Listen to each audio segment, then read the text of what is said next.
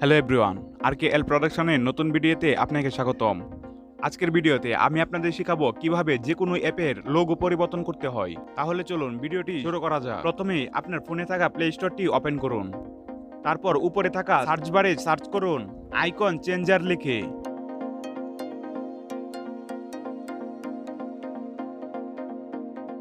Icon changer লিখে search করার পর আপনাদের সামনে এমন একটা ইন্টারফেস শো হবে। এখান থেকে আমি সর্বপ্রথম অ্যাপটিতে ক্লিক করলাম।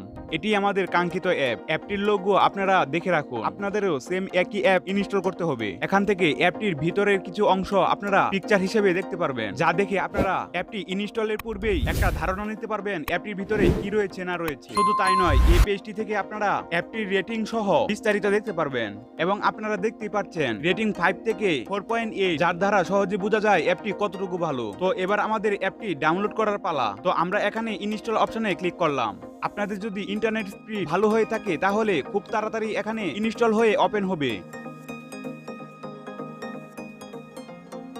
এবং অ্যাপটি ওপেন করার সময় আমাদের কাছ থেকে বিভিন্ন পারমিশন চাইতে পারে, সেগুলো অবশ্যই আমরা অ্যালাউ করে দিব।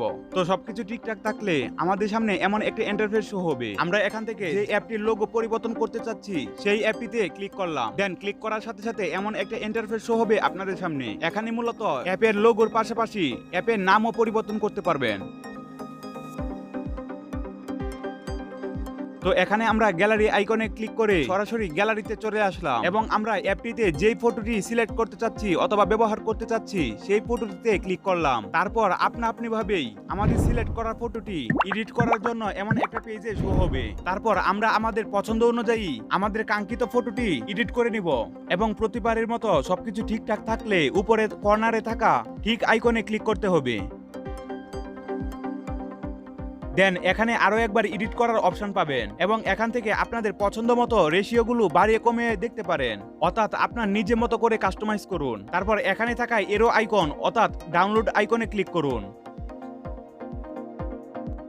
ডাউনলোড আইকনে ক্লিক করার পর কিছুক্ষণ লোডিং নিয়ে আপনিভাবেই আপনার সামনে অ্যাপটি শো হবে। যেহেতু আমরা এই অ্যাপটি ফ্রিতে ব্যবহার করছি সেজন্য এখানে দু একটা অ্যাডও আসতে পারে।